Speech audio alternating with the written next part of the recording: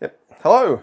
Hello, folks. Welcome to Totally Tank, the tankiest podcast in Tankville. It's Saturday, the 15th of March, 2025, and this is episode 68. My name is Rob, and I'm joined by... Hello, I'm John, and welcome to the show. Today we're featuring Stalin's Hotrods, the BT series. Now, if you're new to the show, hang on. We'll be talking extensively about the tank, but first, some quick housekeeping. And first of all, I just want to thank, we've got quite a few people on the line. If you're watching and you haven't dropped a comment, do please do that, because we do like to talk, acknowledge you. So Hans Vormhut is here from Boston. Alexander Vlad has joined us. Brandon makes stuff from Seattle-ish. Cornelius is at the Belconnen Labour Club. What better place to watch a show about a Soviet tank? Tasman is joining us from Sydney. Thank you for the compliment about the T-shirts, Vlad. Yes, John Scholler is with us from Atlanta, Georgia. Now, speaking of the T-shirts, Rob, if you want an excellent Totally Tank T-shirt, beer coaster, coffee mug, or cool hat, all the bits, head over to redbubble.com and search for Totally Tank. Hello to Collateral Cabbage from Oregon and Military Geek.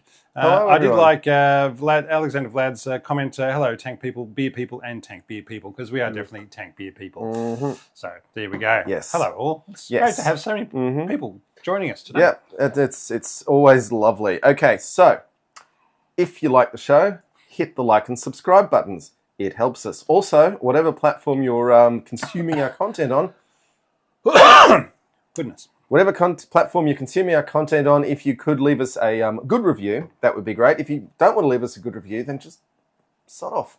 Hey, Jog on, mate. Beckett, hello. Good to see you again, mate. And hopefully you're not going to get us in any trouble with your dad, but we'll leave that between the two of you. Jay Bowser, thanks. Yes. Thanks for joining us as well. Oh, Jack, hello. Nice. Oh, sorry, Jay Bowser, different Jay Bowser. Anyway, that's fine. Yeah, there we go. It's cool. We like you too. All right. I'm going to let you do the name of this one. So the name of the tank. It's the Bystrokodny tank. Because, of course, what is the Russian word for tank? It's tank. So it literally means fast-moving tank or high-speed tank, or known by the nickname Betka from the acronym, or by its diminutive Betushka, or the Fast Tank Type 5. For the BT5 or the Fast Tank Type 2 or 7 or whatever. All right, stats, fun stats. Designer, J. Walter Christie and the Kharkiv Morozov Machine Building Design Bureau, the KMDB. Now, I should have looked this up. I'm not entirely sure that was its name then, but it's the same institution's name later. Anyway, it's fine. All right, produced from 1932 to 1941. They built, now the numbers around here, around 620 BTs for the BT5, sorry, the BT2s, the BT5s, somewhere between 2,100 and 5,000 versus the BT7s, which is anywhere from 5,000 to 2,000. So it's a case of some of them got changed and upgraded and mixed around a bit. Then there's the BT7As, which was 154 of those, and the BT7M, also known as the BT8 colloquially, they only made 790 of those. All right, so all that adds up to about 8 and something thousand BTs running around at high speeds. Why? Because it's a fast tank. Right, weight. Started out at about 11.5 tonnes and moved up to about 13.9 for the BT7s, or even up to 14.7 for the BT8s. So let's keep that in mind when people are judging, oh, it was a crap tank because it couldn't go toe-to-toe with the Panzer IV. You know, it's a lot lighter. It's in a different category. It was to go to toe-to-toe with a Panzer I or II is what it was designed. Yeah, and do. Well, they didn't do that well there either, but that's the radios. Anyway, yeah. All right, 5.5 meters long, or a little bit longer for the later models, 2.2 meters wide, again, a little bit wider for the later models, and 2.2 meters high, or 2.4 for the BT7s. Crew of 3. So it wasn't 2, which is good, but still a little bit light on crews. Still, they managed to get 2 people in the turret, which is better than 1, is the main thing. Armour. Only 6 to 11 mils around most of it. Some of it was only 15 mils on the turret. They did up armour the later models again, putting on some extra armour plates, getting up to about 15 to 25 mils on the front of the turrets. But still not a lot of armour. All right, main armament. Started out with a number of different options. One was a 37mm gun with not a coax, a ball-mounted machine gun in the turret with it. not quite. And then there was another one with Sorry, what's the difference between a ball-mounted versus a coax? Coax is pointing where your main gun is pointing, so you can basically shoot the same thing with the same gun. Your ball mount, basically, you get the chance to spray it all around the place. So where your ball-mounted gun would normally be in the hull of the tank. Sorry, ball with 2 L's. Sorry, I was mishearing that as ball. There you go. Okay, there we go. And then they had the option of, they also started out with the BT2s of having a twin gun instead of the 37mm gun in the turret, plus the ball-mounted gun. And then they went to a 45mm gun for the BT5s and BT7s. They also tried out some flamethrowers, because why not? And even some artillery pieces with 76mm artillery guns. They had the engines. They started out with the M5 400 horsepower engine. They were using petrol engines. And then they went to a 450 horsepower V12 petrol engine. And then finally in the BT8, they finally went to a diesel engine. But I really want to hammer home here. 450 horsepower, and I believe I've seen that from the 5s onwards, there were a lot of 500 horsepower engines. This was in the mid-1930s.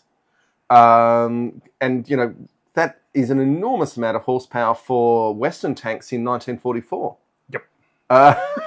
Sorry, well, it's a comparable amount, but that was a big step up for them. So whatever the godless backwards Russians were doing, they were chucking engines into tanks with much greater amounts of horsepower. I'm trying to compare this tank with the Cromwell, and on paper, it's not that far away from it, but this is a 1935 design versus a 1944 design. 31, 32 design. Sure, but with the later models where it got the better stats. And the Russians came to the same conclusion in the mid-1930s that the British came to in 1944, which is to say there's no point having a tank that can do 80 kilometres now, because if you try and turn, the tracks go one way and the tank goes another way. So instead, take that horsepower and put more protection and a bigger gun on, and you've got a much more effective fighting vehicle. But the Russians got through all that in almost a decade before the Western Allies did. It's interesting. It needs to go fast. To quote Elon Musk. It needs to go fast enough, but not too fast and not too slow. There you go. All right, suspension. This is where it all gets the fun part. It's the Christie suspension. Yay! It was this is where he made hay for himself. J. Walter Christie, one of the biggest arseholes of history. Although, considering the arseholes of history we've studied in this podcast, I was about to say he's not that bad. He's not that bad, but he was very hard to work with, which is one of the reasons why suspension didn't catch on. But we do have, for those on the video feed, an animation of what Christie suspension actually is, which is offsetting the spring from the center of the axle, and we've taken it from Wikipedia with accreditation. We've not stolen it, but it is an excellent little animation happening behind us to explain Christie suspension. So, all right, fuel capacity 360 litres or up to 620 litres for the BT7s, which gave it. So it started out with an operational range of 200 k's. So twice that of what Centurion had in 1945. Yep. Then with the BT7s, it went up to 250 to up to 400 kilometres range with external fuel tanks, which you could also mount. Speed 72 kilometres without tracks, or 52 kilometres with tracks. Let's explain without tracks, shall we? Now, this is the fun part of the tank, because we'll get into this about Christie looked at the tanks of the First World War, and he said, look, the limiting factor of them is their suspension and their tracks and so forth, because the suspension's not very good, the transmission's not very good, and so they can't go very far because they just keep on breaking down. So we said, well, why don't I take the tracks out of the equation and let them run on road wheels? And then when you get to near the battle, you can stop, put the tracks on the tank, and then it can go cross country however it feels like. And so he came up with a design for that, and it worked. So whereby you could take the tracks, they had a 30-minute process to take the tracks off the tank, and stowed them on. I strongly suspect that was more like an hour in a practice, but but it was doable. So if you had a 200-kilometer route march to get the tanks to where they needed to be, you could take the tracks off for an hour, then drive for however long, and get there quickly because you're going a lot much faster than everything else. Now, just to explain, so it did mean that the leading road wheels needed a steering system so they could turn, and it meant that the driver had multiple steering systems in front of him. He had a detachable steering wheel that he had in a little cubby in his driving compartment, whereby when you took the tracks off, he would pull out the steering wheel, plug the steering wheel in, and then he could drive along. Yeah. Quite happily steering his tank. And then there was also a chain drive from the drive wheel to the rear wheel. To rear wheels to actually give you propulsion. And that was in the early ones had the chain drive, and then some of the mid-series BTs, they changed a sprocket, and so it was a more direct tooth drive. And then in the later BTs, they said, this is really stupid. Our roads are crap. We need tracks everywhere. What's the point of this? This is extra weight and complication. But, and then they just were fast-tracked tanks. Yes, but it was a useful design. And if you had lots of good roads, it would have been very useful. But you know what Russia doesn't have in the 1930s? Good roads. A lot of good roads. Does not have a lot of those. Does not have a lot of those. So, and you can make the argument that in any era, in any time, good roads will be a key target of the enemy. So, yeah. All right. But the BT-7s, they got up to 86 kilometres an hour without the tracks. So that's pretty bloody fast. Or 52 kilometres an hour with the tracks, which is still a speed at which any attempt to turn will see the tank and the tracks depart company. All right, so that's our stats, and we'll throw some more stats later on. All right, design and development. So I just want to quickly note, Hans has given us big ups for being able to remember stats on vehicles from the 1930s, and the reason is we do actually have a teleprompter that we're staring into, and I have a piece of paper again with me today because the teleprompter does not like tables. Yes. So, so we have actually written down the key numbers and have them scrolling in front of our eyes. So we're not quite as smart as we look. We're not nearly as smart as we actually. Well, are we? No, we're probably as smart as we look. Anyway, we look pretty dumb. So. Cheers to that. Maybe we're smarter than we look. Hey? All right. Once again, we have a tank with a weird and convoluted design and development process. In the 1920s, the newly formed Soviet leadership looked at their military and realized that it was not fit for what they wanted. And came up with a plan on moving the military, the people, and the country, and the revolution. Don't forget the revolution forward. A lot of that advance was tractors and tanks. But let's quickly remember the Russians fought an enormous civil war against the Tsar's forces, and they came out of that with a military that had some pretty advanced thinking about how to achieve things in the modern world, much more so than the veterans of World War One. You mean, and also the People's and Peasants Army, as they were called? Sure, or whatever it was. Yeah, but Tukhachevsky was... They started out being very egalitarian with their military, and at the end, then they realised very soon afterwards.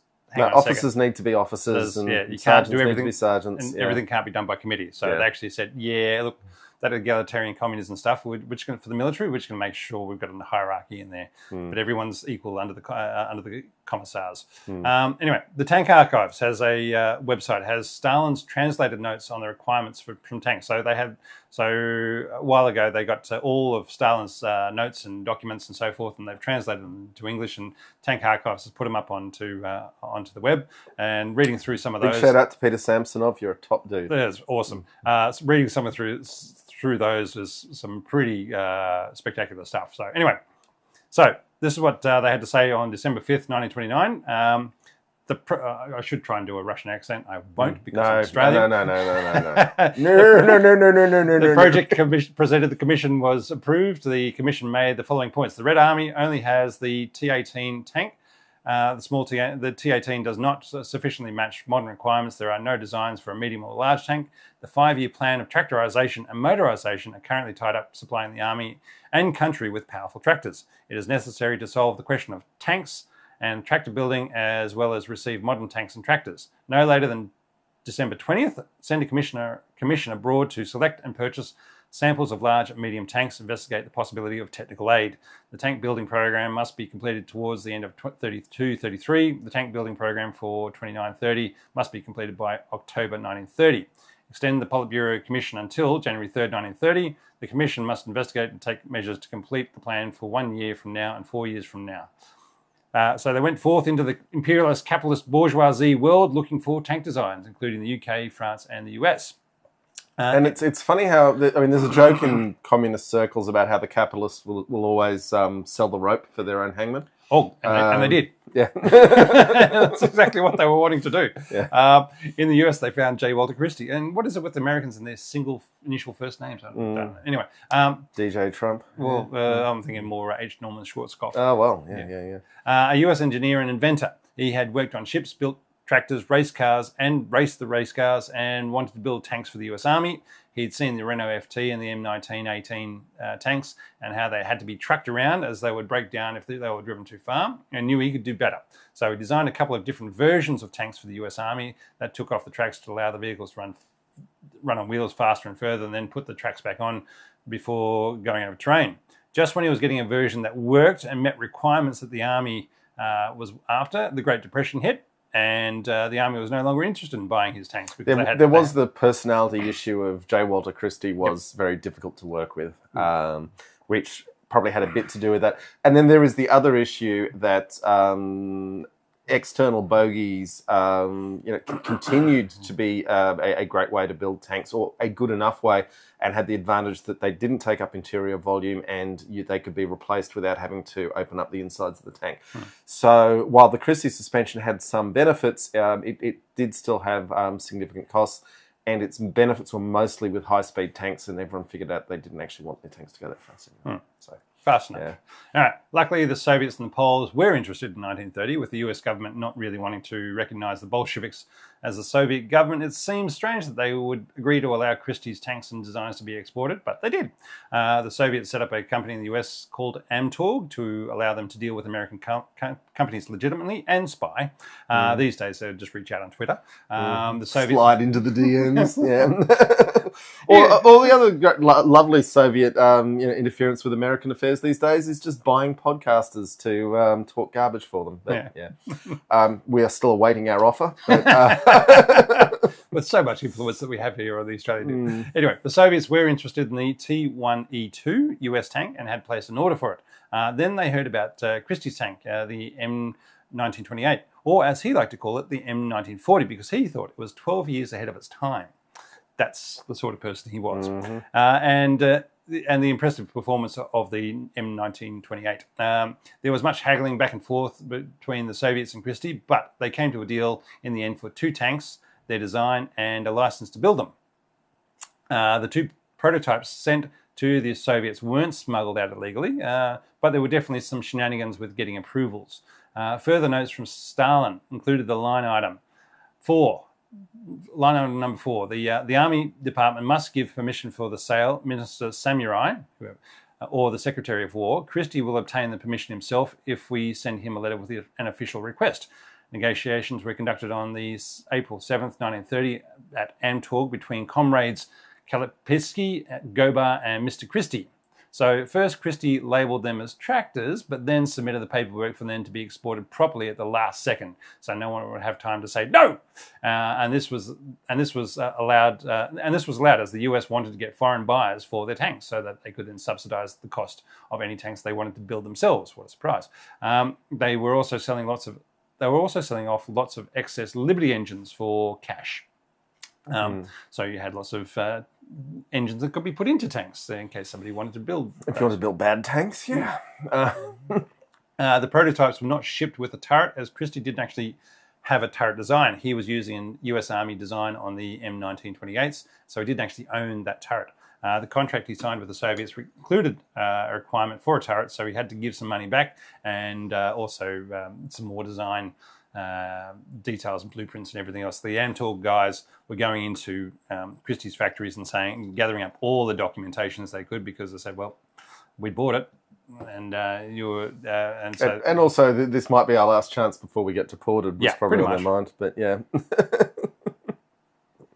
All right, I'll I'll just fill up this one, and I'll talk about more excerpts from the tank archives. It is interesting to see that Stalin was so personally invested in these in this project. That is something that, I mean, you knew obviously tanks were important to the Soviet Union, but these directives directly from the big guy himself is I'm finding it fascinating. All right, so another excerpt from the Tank Archives website of a report of various US officers on the Christie tank trials in the US, which was then provided by Stalin to his close friend Sergei Kirov.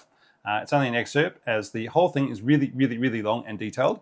All right, putting on my US voice, the officer spent several days at Rueil, starting from November 24th. He observed trials of 2 Christie tanks that were built for Russia. He personally rode in one of those tanks for 30 miles off-road. He found the travel to be light and gentle. The 2 tanks were attached together with little difficulty. I'm assuming that means they were cabled together so they could tow one another. The tank could climb a 43-degree slope of liquid mud with no difficulty. Which sounds quite impressive. Yep. Yeah. The entire tank with no turret weighs 8 tons. The armour is composed of plates half an inch thick. The internal layer is composed of a soft steel 3/16 of an inch thick. The proposed mass with a turret, gun, crew and armament is over 10 tons. The Russian tank, while moving on wheels, moves using a drive mechanism. The American tank uses a chain mechanism. The officer says that a drive mechanism will allow a much faster process of converting the tank from tracks to wheels. Currently, Mr. Christie is building a tank for Poland. This tank is not the same as the one for Russia.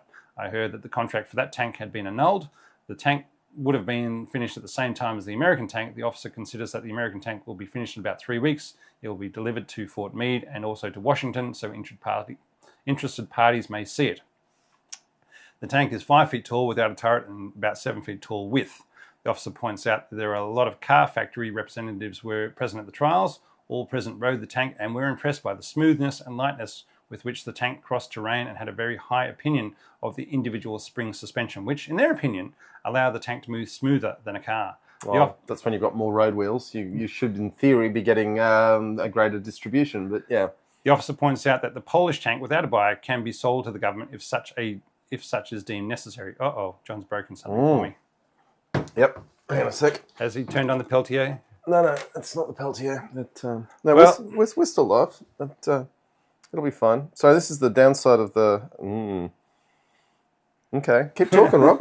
Just extemporize. Rutabaga. All right. Well, I've got some fun stuff to say later on about... close enough. All right. About Australian rules football. And I will say that the Totally Tank's rugby tipping comp is also going on, and the Brumbies had a good win last night for those interested. But nothing. We beat Auckland in Auckland, Rob. I know. Nothing as good as last weekend. Yep. Still, again, beating the Drua and bloody Fiji the other week was another big achievement for us.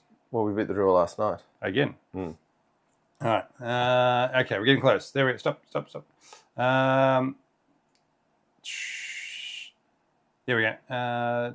Keep going. And the officer points out that the Polish tank without a buyer can be sold to the government if deemed necessary and sufficient funding is provided.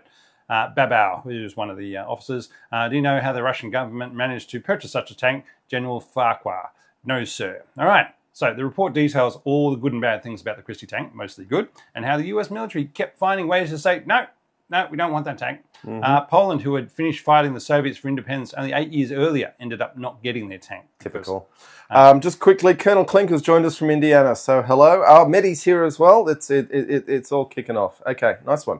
Sorry, Rob. Continue. Right. Once the tanks get to the USSR, the Soviet engineers look at it and start work in 1931. Unfortunately, it does not go as well as anyone would like. They quickly built 3 in order to get them onto a military parade. They weren't real combat tanks, only made with mild steel to meet the deadline. One caught fire leaving the factory, and another broke down at the start of the parade. Sounds like a T-14. Sounds like a tank. Yeah. Sounds like a T-14. But eventually the production factory got going on producing the Soviet BT tanks and produced over 8,000 through to 1941. Here's another fun little excerpt from Stalin's notes on December 7th, 1932. On the subject of Christie, it was decided that Helipinski should begin talks with Christie to purchase one non-flying tank. If there is a model 1932 tank already built, one should be bought. Christie is not to be invited to the USSR. As I said, it was a weird and convoluted process. What's a non-flying tank? well, he was designing tanks that fly. Oh, right, yeah. That was what I'm saying. Christie was not just because he sold some tanks to the Russians. He didn't stop coming up with new designs. He was going to build flying tanks. Yeah, it was a different time. The world was full of possibilities back then, wasn't it? Now we're all just selling crypto to each other. Yeah. As I said, it was a weird and convoluted process that was just buying the prototype. Then there was the murder of Kirov. Remember him, Stalin's best mate, in 1934, which allowed Stalin to really get his purge on. After which come the show trials, the disappearances, and the purge of the military hierarchy that leaves the Soviet army in a mess for years to come. These purchases also affected the engineers and factory workers designing and building the tanks. In particular, Konstantin Chelpan, who designed the KV-2 engine, which continued to power Russian tanks into the 1990s, was a victim in 1938 of the purges, and it's still staggering to think what could have been if he had been actively designing tank engines into the mid-1940s. But it was the murder of Kirov that really allowed Stalin to get his purge. Now, I don't want to spend my life defending Stalin, because he was definitely a bad man. But we have to remember that the Western powers were actively trying to corrupt people in Russia with enormous amounts of money and gold. While Stalin no doubt had, I would say, 99 chuck as many nines as you want on there, a number of his victims of the purges were innocent. His paranoia was based on legitimate concern.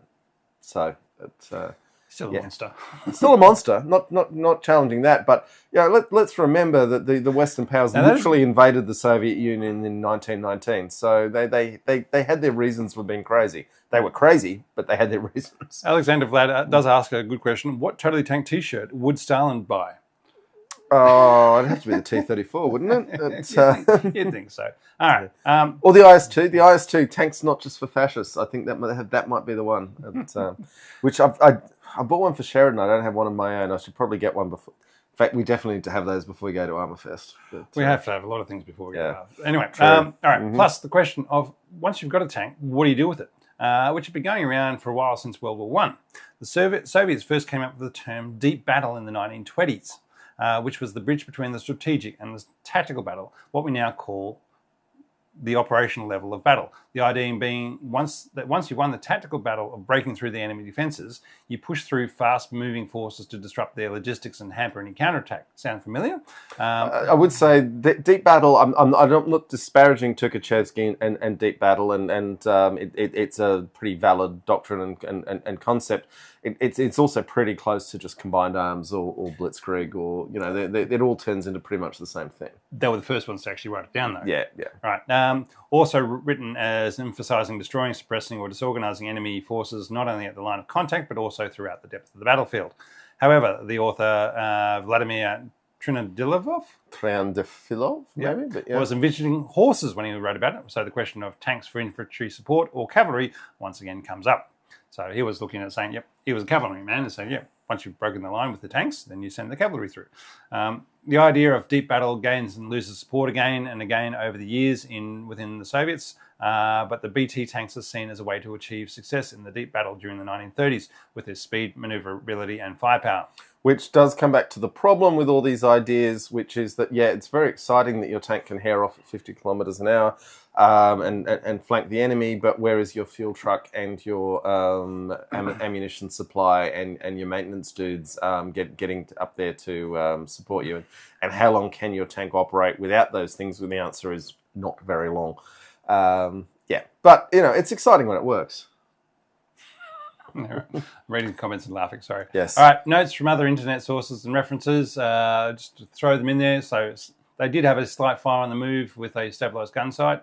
The ventilator fan was in the turret was inadequate, making the crew pass out from gases if they fired the gun too much. They had very poor visibility. The engine was quite unreliable. There was a cramped interior because it's a Russian tank. Replacing the springs on the Christie suspension was a long and arduous task, increasing repair times. So basically, all the wheels, all the tracks had to come off, and then the interior side of the tank had to come off because the Christie suspension was inside that, and it was a lot of work. And basically, springs, they're just bad. Well, anytime you've got a spring in your system, high course, high tensile spring is basically dangerous, and you got to work with it. They're likely to fail. Yeah. All right. Lack of spare parts did not help reliability issues. Only 44% had a radio, and the radio was unreliable. There was also no internal radio. So no intercom. Yeah. No intercom within the tank, so lots of yelling and kicking of crew members. Mm-hmm. There was a version with wooden snowshoes with extra wide tracks to go through the snow. Some of them were used as engineering support vehicles, including a small bridge layer, fascine carrier, and a rocket thrower. Right, the Christie suspension allowed 27 centimeters of vertical traverse. That's a lot of things you can jump over. That's why it could go so fast and so quickly, is because it basically took any bump and allowed it to keep on going. All right, it's been given the record of the longest jump by a tank, but there was no mention of the Cromwell or the Universal Carrier or even the Valentine fitted with the rocket jumps capabilities.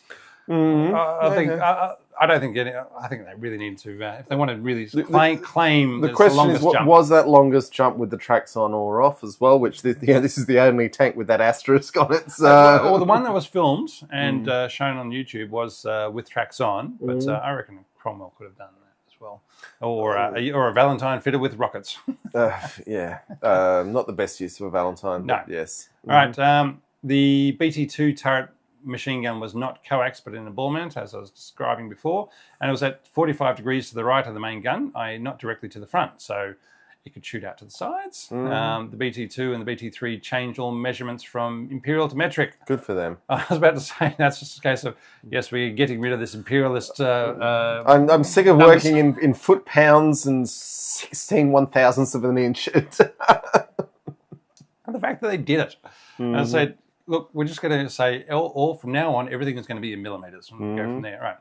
The BT4 changed riveted armour to welded armour, also introduced better access to the side springs, and a lever for opening the driver, allowing the driver to open and close engine louvers.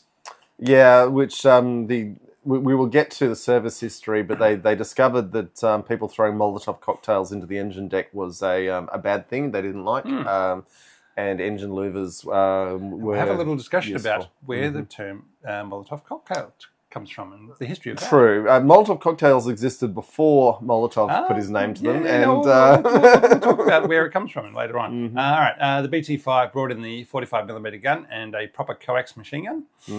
The later BT... I would actually say the BT5 is actually where the BT series starts seriously. Yeah, the BT2s, they really wanted to retire them in 1939 and put them all across the training, and they had a really good plan for doing that, saying we'll get rid of these old BT2s, we'll put them out for training, and then something happened in June 1941 that they really had to bring them out of retirement for. Now, I think we should mention the poll at this moment, Rob. Oh, yes. Yes. So we have a poll running in the live stream. We have 15 votes. The options are the BT series were bloody good for their time or communist junk. 13% say they were communist junk, but 87% still say they were bloody good for their time. Well, you can put me down for bloody good for their time, because that's what I think as well. Okay.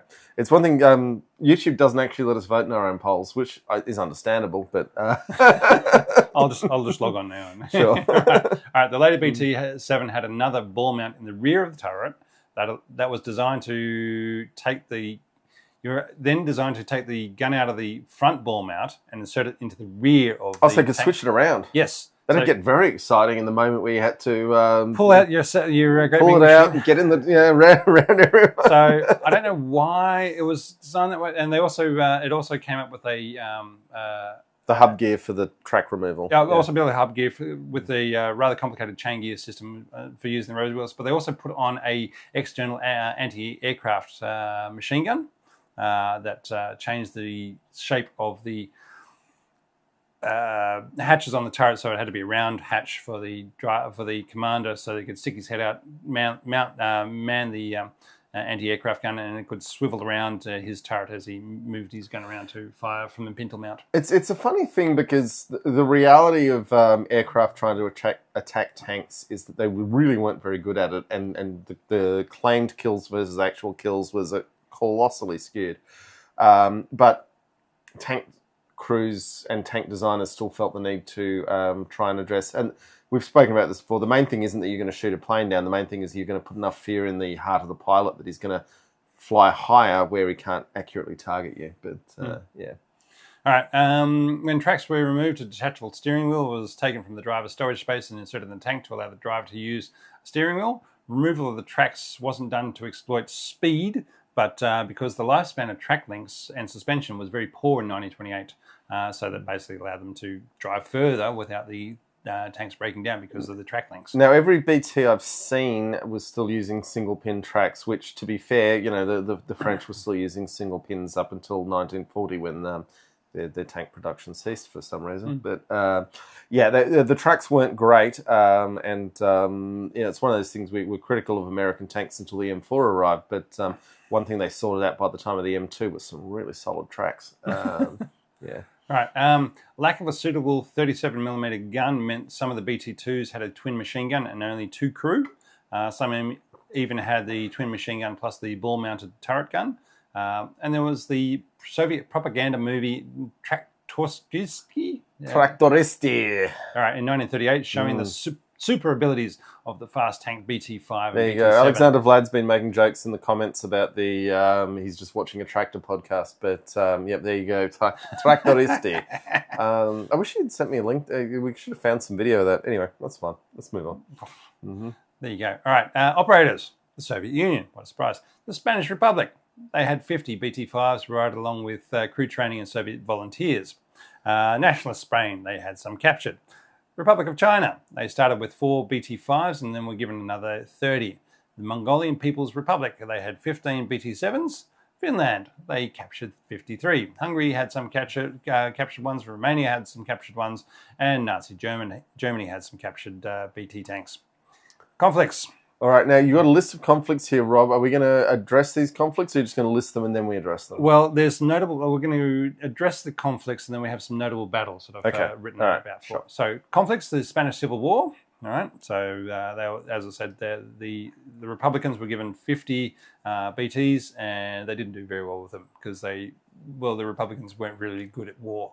They were good at propaganda. They were good at being better human beings. Yeah, but they weren't good at war. No. All right, Khalkhin Gol. This is the battle between the Japanese forces and Russian forces in Mongolia. We'll talk about Khalkhin Gol. We've talked about it in the past, but for those who haven't heard us speak on that, Khalkhin Gol is the most underrated battle in the 20th century because it determined the future of Japan's expansion. They got their asses kicked by the Soviets, and they said, stuff it, we're going to head south and destroy the British Empire and the Dutch Empire for that Europeans. matter. They basically just target the Europeans. But if the Japanese had won at Khalkhin Gol, they probably would have kept going into Russia. So that the fate of the world turned on this obscure battle in the Mongolian steppes. Yeah, and the Japanese also said, well, tanks catch on fire really badly if you use petrol in them, so we'll make all ours diesel. Yeah, we like diesel better. Yeah, they actually made an effort there, whereas the Russians said all our tanks catch on fire really easily. We'll just keep going with petrol. To be fair, the Soviets went harder on diesel than anyone else in Europe. But yeah. All right. The invasion of Poland in 1939, where there was 1,700 BTs took part. The Winter War against Finland in 39-40. The Great Patriotic War of 41 to 45. Well, most of us would call World War II, but that's what they call it there. Yeah, it only started in 41 though. What were they doing before that? Oh, that's right. They were invading Poland and Finland. Yeah. The Sino-Japanese War, which was between the Chinese Republican forces and the Japanese, and the Soviet-Japanese War of 1945, which is totally different from the Great Patriotic War.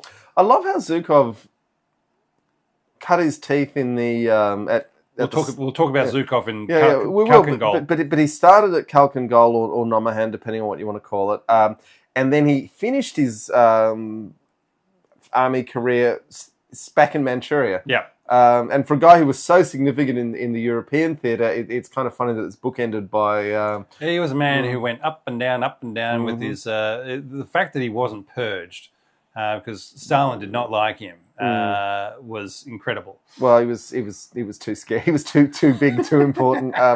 And look, the movie Death of Stalin is well worth watching, but the absolute highlight of the movie is where Jason Isaac playing Zhukov glitters, twists his chest so all his medals glitter, and he's like, I'm here, and I'm not scared of these people. You want to know a funny thing about that scene? Yeah.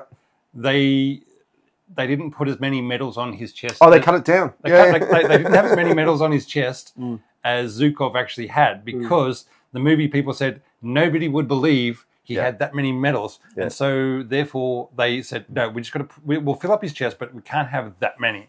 They had about half Zhukov's actual medals. They cut it down because it looked better on film, but I'm a little saddened that apparently Zhukov's family are constantly complaining about the movie. They don't like the way it's portrayed. Jason Isaacs does a wonderful Jason job. Isaacs is a million times better looking than Zhukov ever was. And I feel sad that the Zhukov family can't get behind what is a heartfelt tribute to their the man who ancestor. it was brilliant. Anyway, notable battles: the Spanish Civil War during the Zaragoza offensive, or as an Australian would say, Zaragoza, in 1937. The Republican forces advanced with 48 BTs under the command of Enrique Lista. Lista's always. I was going to say Lista's a bad name for a commander. You should go off and join the Space Corps. Anyway, the tanks were driven by Soviet volunteers who had just completed a 600-kilometre march to get to the battle. The tanks were then loaded with Spanish infantry as tank riders, which the BTs were not suited for. As they advanced towards the fortified town of Fuentes del Ebro, with limited reconnaissance and without a preparatory artillery barrage, a failure of communications between the Spanish and the tired Soviet drivers led to the tanks getting stuck in the mud and being easy targets for the outnumbered nationalist troops, who destroyed or captured half the tanks with limited anti-tank capabilities. And the attack failed because the Republican forces lacked coordination, supplies, military intelligence, and the commanders wasted troops in order to reduce small resistance points. An American member of the International Brigade said, "Courage and heroism are plentiful in Spain, and the Spanish people have no lack of it. What they need is tactics." And as for tactics, on 13th of October, Regiment BT was bankrupt. Which is not a criticism of the tank. That's a criticism of the tactics. But, As I said, I mean, making the drivers, whether or not, didn't actually specify whether or not they were driving their tanks 600 kilometres or they're actually marching themselves 600 kilometres, but it was still a long way to be either way. And then you've got the... what Russian tank driver speaks Spanish, and communicating between the two. But you get to good commanders account for fatigue. I think it was Pharsalus, one of Julius Caesar's biggest battles. He literally stopped in advance and said, "Everyone's tired. We're just going to sit down and sit in the shade for an hour, and then we're going to keep going after that." And meanwhile, the enemy is standing in their full array in the sun, getting hotter and hotter, while Caesar's troops are sitting in the shade. So accounting for fatigue and managing fatigue is something winning generals have always done in history. And thinking, the troops are tough, they can take it, is a good way to lose. Yep. Hans, yes, we are dedicated drinkers. We are experienced. Let's just say we're experienced. Veteran. Yeah, veteran when it comes to drinking. We're not. Well, Rob's kind of a veteran. What you call... I don't call myself one because I've never actually had to be deployed anywhere. Anybody else is shooting at me. But some definitions of what a veteran is, you could be included. Well, I don't consider myself one just because I've had nobody shooting at me. So I'm really happy with that. I'm happy not having to be. My dad's the same way. He will not accept the tag of veteran, even though he did 20 years before the mast. But anyway. All right, Khalkhin Gol. The border between the newly formed country of Mongolia, a breakaway province of China, and supported by the Soviets, and the Japanese puppet state of Manchuria, was not agreed to lack of diplomatic relations. The Japanese thought the border was at the river Khalkhin Gol. The Mongolians thought it was 16 kilometres away further at Nomonhan. In May 1939, the Mongolian army grazed their horses on the far side of the river and were chased off. And things escalated quickly. Yep. Now, just quickly, Mehdi's asking what was it armed with. It was mostly it was a 45mm gun with a good high explosive round, which for its time, that was a very powerful tank gun. It was a good gun. Even the 37mm gun was good enough as a tank gun. There was nothing wrong with that. Where was it? By late late August 1939, there had been 2 Imperial Japanese Army advances, and they were planning on a third when Lieutenant General Zhukov struck first on the 20th of August as the ink was drying on the Molotov-Ribbentrop Pact and bypassing the 1936 Japan Nazi Germany Anti-Comintern Pact. So this is a bit of diplomacy going on here. So basically, because they had signed the Ribbentrop Pact, Germany wasn't going to come to Japan's defense against the Soviets. Where where Germany and Japan had signed a anti-Comintern Pact 3 years beforehand, saying if we're attacked by the communists, we'll think about helping each other out. So it was a case of, and the ink was literally had just dried on this signing of this thing when Zhukov has taken his 57,000 men, 500 BT-5 and BT-7 tanks, and 550 aircraft supported by 2 Mongolian cavalry divisions in a surprise attack against the weakly defended Japanese front. Now, you might think the cavalry divisions is a bit retrograde, but these are Mongolian cavalry divisions. They had horses and camels. I think in World War II, the Soviets still had 20 cavalry divisions, as in horse cavalry. Yeah. Dude, they're running around in Ukraine at the moment. Yeah. There are guys advancing on Ukrainian. There are Russian troops advancing on Ukrainian positions at the moment on horseback. Australia used significant amount of troops even in World War II in Syria because they can move quite fast through the country. Although you start to have you've got to have your mobile blacksmith, and it gets complicated. But anyway, let's keep going. All right. The weakly defended Japanese position was manned only by the Japanese 23rd Infantry Division, reinforced by several smaller infantry units. As the Japanese were pinned down by artillery and aircraft, Soviet tanks attacked them from the flank and the rear, achieving a double envelopment. Double envelopment, this is the ultimate in terms of generalship. To achieve a double envelopment is a complete stuffing of your opponents. And this is against the Japanese infantry, who did not lose many battles ever. That's quite good. On the 25th of August, Soviet forces linked up at Nomonhan, enveloping the Japanese 23rd Infantry Division. After failed attempts by the Japanese to break the encirclement, they were effectively destroyed by 31st of August. A few days later, diplomacy kicked in and the border was finally agreed to as being at Nomonhan, with the fighting ending on the 16th of September. The next day, the Soviets invaded Poland. So they had basically... anyway, the Soviet military and diplomatic offensive stunned Japan. For this loss, loss knocked the Imperial Japanese Army out of prominence in Tokyo, as their inability to continue spreading north and westward, and allowed the Imperial Japanese Navy to step up and propose a naval advance against European holdings in Southeast Asia. Now, if folks haven't, and I can understand why you wouldn't have, followed Japanese pre-war politics, it was lethal. They were assassinating each other like crazy. This wasn't just, we've beaten you politically, ha ha ha, see you on the golf course. No, it was, we're going to kill you. Yeah, and they did. Yeah. If it was... There's a reason why the Houses of Parliament are 2 sword lengths apart type thing. It's that's the British Parliament. I know, but the point being is that politics used to be pretty brutal, even on the floor of what you'd say is the mother of parliaments. Yeah. Anyway, so the point is that the internecine conflict in Japan was extremely violent and brutal, a bit like all the people falling out of windows in Russia today. But anyway, they slipped. They slip all the time. Slip onto the knives, You fell on my knife 27 times. All right.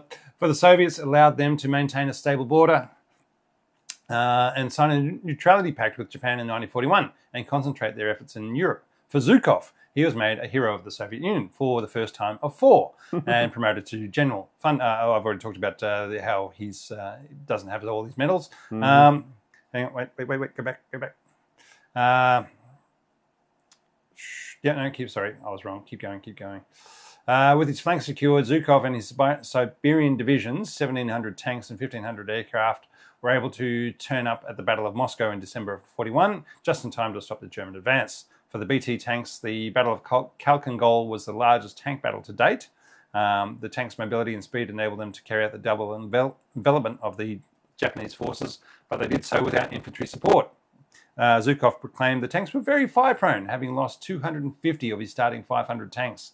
And that committing tanks without infantry, as the BT was not well designed to carry tank riders, made them very vulnerable to anti-tank infantry tactics, even when the Japanese had no anti-tank equipment.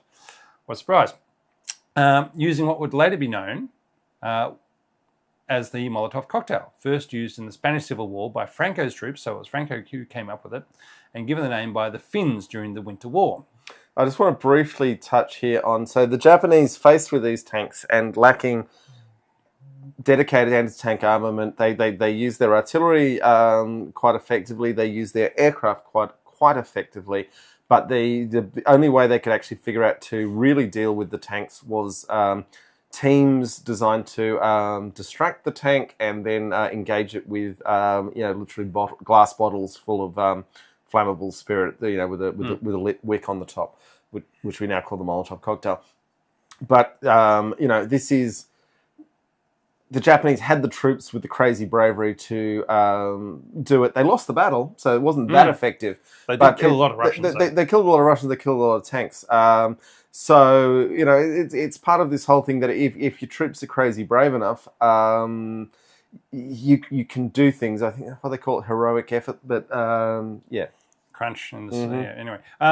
Just so along with that, the Molotov cocktail things, as I was saying, the Finns named it because when the Russians were bombing Finland, Molotov, who was the diplomat, was calling the bombs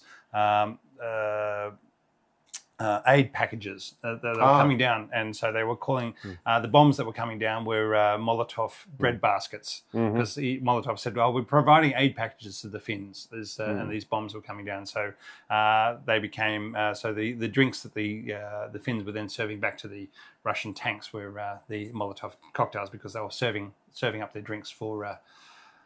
In opposed to his bread baskets that were full of explosives. Anyway, the name has definitely caught on. If anyone sees someone throwing a bottle full of spirits or petrol with a wick coming out the top, it's just a Molotov cocktail. Yep. It's not really how Molotov would have wanted to be remembered, and good. He was a bastard. Yes. All right, the Finns. During the 1939-40 Winter War, Finland captured 53 BT-7s and wanted to upgrade them in preparation for the next attack by the Soviets, which they knew was coming. As they didn't have very many of their own tanks and no one was willing to sell them tanks, most were kept as they were, as BTs, but 18 were made into BT-42s, a self-propelled gun made from a shipment of 4.5-inch quick-fire howitzers sold to them by the UK. So they built a large turret to fit the gun into and rolled them out. It was good for bunkers and infantry, but slow to reload, not a tank. Didn't have a bow machine gun or a coax or a pintle mount, so no self-defense. They saw combat in 1943 and in 1944 during the defense of Viipuri. A BT-42 hit a T-34 with 18 rounds of heat and failed to disable it. The Finns lost 8 of their 18 BT-42s in that battle, and then eventually replaced them with Stug 3s from the Nazis, who they were allied with at the point. Just don't forget that bit. The Mannerheim letter is still one of the saddest correspondences in the world, which is the Finnish president, Mannerheim, at the very end of World War II, wrote this letter to Hitler saying, "We're changing sides, and sorry about that." He basically said the German nation will endure, but the Finnish people are a bit more vulnerable. So see ya. All right, they were top heavy with overstrained suspension, transmission, and engine. Not enough vision to be suited as an assault gun. Also, couldn't carry its own tools or pioneer tools or bits and pieces due to weight, making it hard for the crews to maintain. The Finns also used a BT-2 turrets as static defence bunkers. They also looked at making a BT-43 APC version, but didn't complete it. Battle of Kalinin.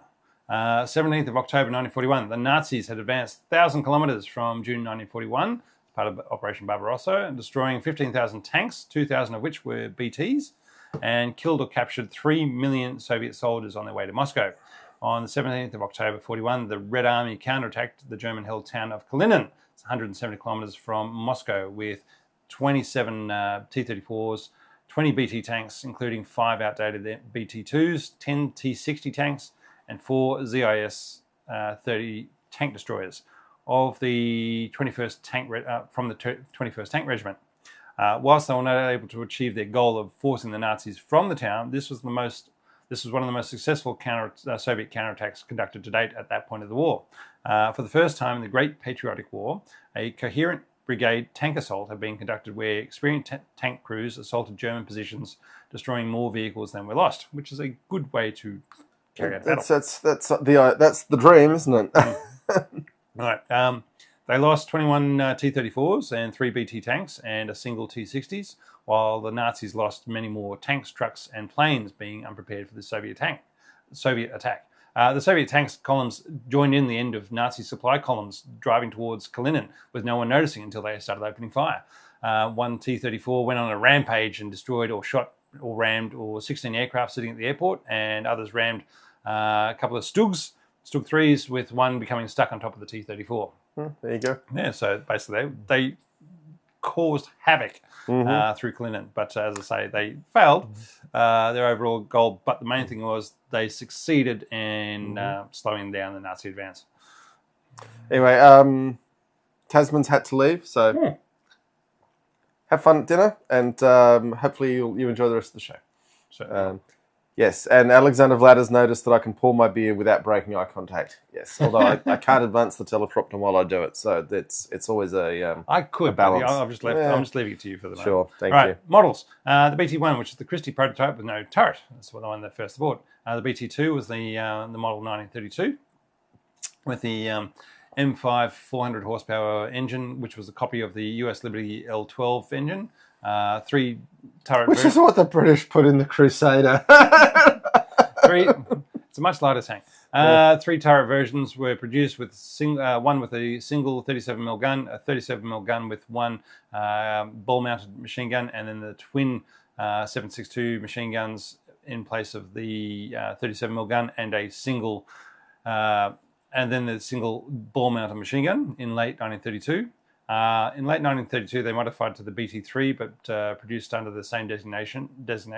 All BT-3s were changed to metric, as we were saying before. The BT-4 was designed with a welded hull and minor changes in suspension. 3 prototypes. BT-4, welded hull.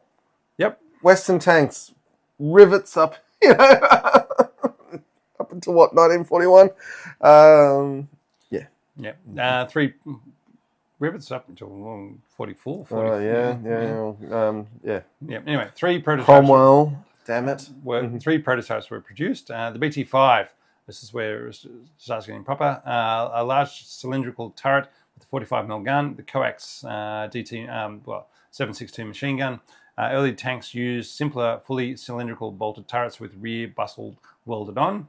The BT-6, which was the BT-5 with a fully welded hull, and the predecessor of the BT-7. It was only built as a prototype.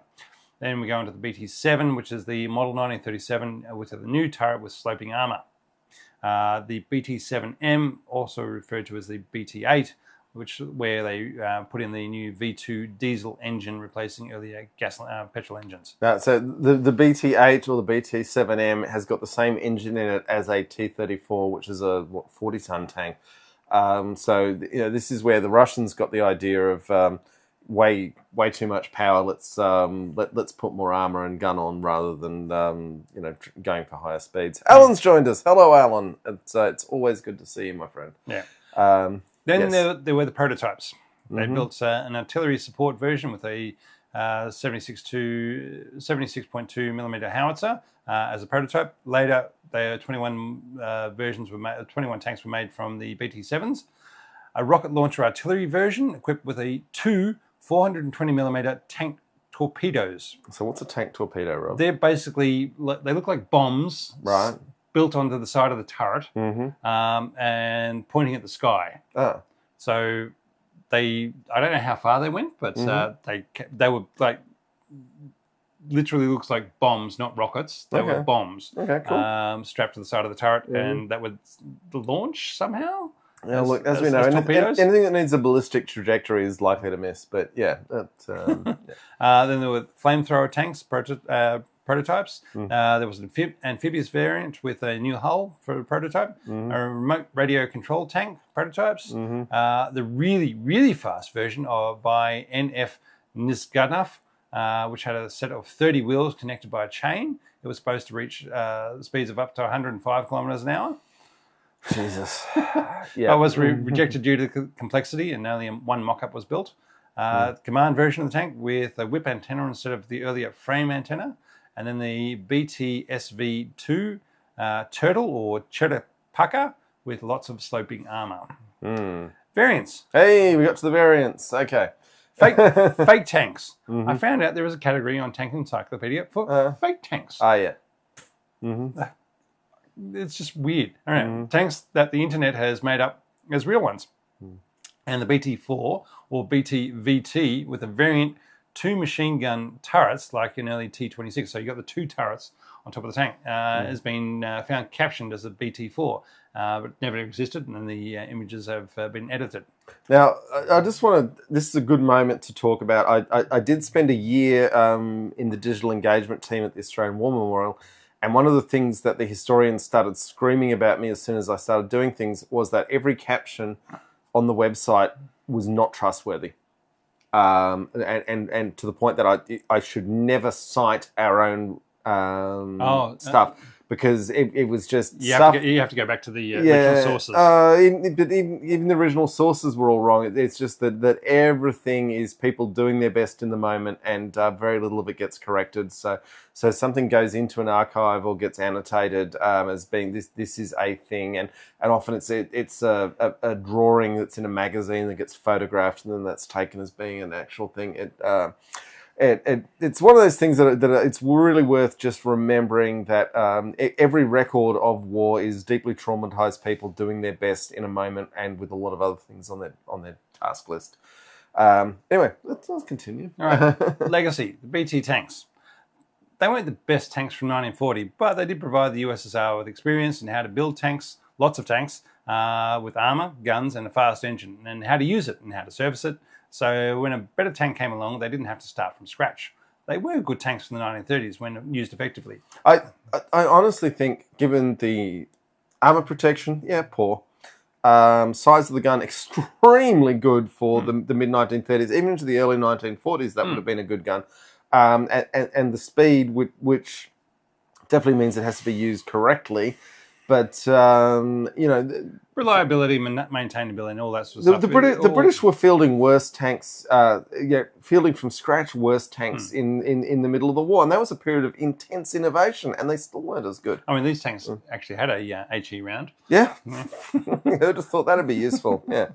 And machine guns. Anyway, they were fast. They were good tanks for the 1930s when used effectively. They were faster than other tanks of the era, had as much armour as other tanks, and had a better gun as most other tanks. A 2-person turret was similar to most other tanks, and far better than a 1-person turret. The lack of radio and internal communications was a downside, but at least the Soviets weren't keeping secrets from their own crews to stop them rebelling against the government. Looking at you, France. And they led directly to the T-34. It's really funny how this very light, very fast tank is the direct ancestor of a totally different tank, where they just said, we'll take this engine and we'll just cover it with way more armour and give it a much bigger gun. And, All right, now we get to the important part. Gauzen Panzer! Gauzen Panzer does feature a BT-5 and a BT-7 as fielded by the continuation in the Pravda high schools. But what was most notable was the BT-42 fielded by the Jocasta high school appearing in the Gauzen Panzer movie. After watching the Gauzen Panzer movie, many fans travelled to the BT-42 tank at the Parola Tank Museum in Finland, and much to the museum's surprise. Visitors that would have been so funny, all these Japanese girls turning up at Parola. Visitors would surround the tank while playing the, I don't want to say this word, Sarakivila polka on the cantil. So a song on a cantil, which is the instrument carried by the character Mika in Gauzen Panzer. In 2016, a Kickstarter was set up to get a roof built for the Parola Tank Museum, and they raised 82,000 euros, a lot of which came from Japanese fans wanting to put a roof over the BT-42, helping greatly to preserve the tank. As Mika would say in Gauzen Panzer, you've got to pay respect to old Christie suspension. Gauzen Panzer film, slaps on steering wheel, never underestimate the power of Christie suspension. The power! Yes. I mean, you wouldn't pick it. But it happened. It happened in real life. They said, we're going to put this thing in an anime, and then it's going to have effect on preserving this tank that nobody liked and was not very good, but it's been looked after because these fans loved it. Yeah, away we go. Now it's time to, on the screen it says we have to refer to poll, Rob. Look, bloody good for their time. The BT series, 89%. Communist junk, only 11%. So some of you, Russian bias, this is definitely true.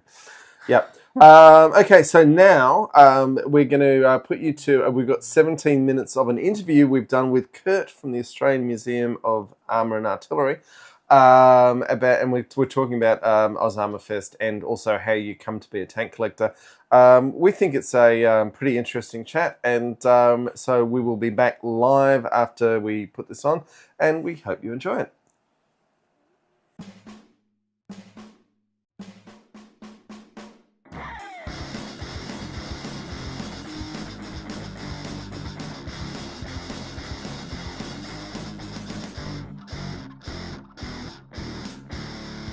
On the line with us today, we have Kurt from Armour. He's joined us to talk about the history of the museum and the Australian Armour Fest coming up in the end of August, beginning of September. Kurt, how's it going, guys? Hey, great to have you. Great to be here. So tickets just went on sale for Armour Fest the other day. They're all coming out. John and I have already jumped on and bought our Commander's Deck tickets and booked some tank rides for the Friday, and we'll be looking to see what we can get on to the Saturday and Sunday. I hope you're looking forward to it. Is the entire museum basically gearing up towards that? Every year, it's what we all put our energy into, Armour Fest. The workshop guys, they just work flat out to get everything ready. Especially Steve. Steve's been phenomenal. He's resurrected some pretty grim looking vehicles even since last year. We just did an episode on the Gepard. He just finished that, and it had its big test drive, and yeah, that's sounding really good. We've got the T72 in at the moment. Its oil pump has absolutely emptied the whole thing full of oil, and it's everywhere. So yeah, that should be a bit of fun to get going. Now, not wanting to jump too far ahead, but the Gepard, is anyone trying to take that off your hands and get that back in service? I hear they're in high demand. Oh man, no, but we could definitely get a lot more than what we paid for it. One of the big issues we've been having has been actually getting parts for any kind of Cold War Soviet vehicle or NATO vehicle, especially Leopards, Gepards, and that sort of family. It's been a real struggle, and it's funny because we had an opportunity to buy some like a spare engine a couple of years ago before it all kicked off, and yeah, those things are just they're not available. So we've got to really take care of everything now. Now, I've always wondered about the history of the museum.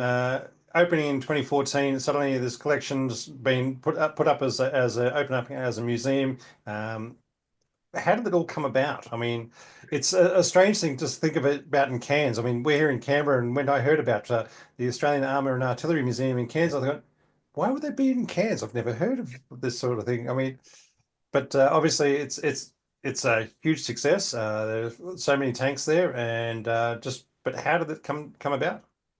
Well, so in a previous life, when I was a bit younger, it was well before 2014. It was probably around 2010 or 2011. I used to work for the director, and he had a different business that he was operating that was doing quite well. And he said, "Oh, Kurt, you're good on the internet. You know, I want a tank."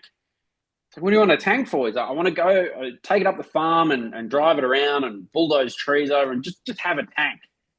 So I was like, okay, all right. And I sort of looked around, and we came across Millweb, which is a bit of an online sort of store for armored vehicles and that sort of thing. But they didn't have like any big tanks. They had like Saladins and Saracens and old guns and that sort of thing. But after a little while, it was actually him that found our Centurion in Perth. I'm not sure how, I can't quite remember, it was many years ago now, but he got in touch with this guy in WA, and it was the Centurion. We flew over and fired it up, and it's a tank. And then after we got that over, he never did take it up the farm and bulldoze trees over, but it sort of sat in his sort of old workplace. And after that, just word started getting around that someone was there, that someone knew was in the tank community. And not long after that, I got flown to Bulgaria to look at a few things, like the T-34-85, a Pack 40 in the UK, and just bits and pieces, just sort of nutting it all out.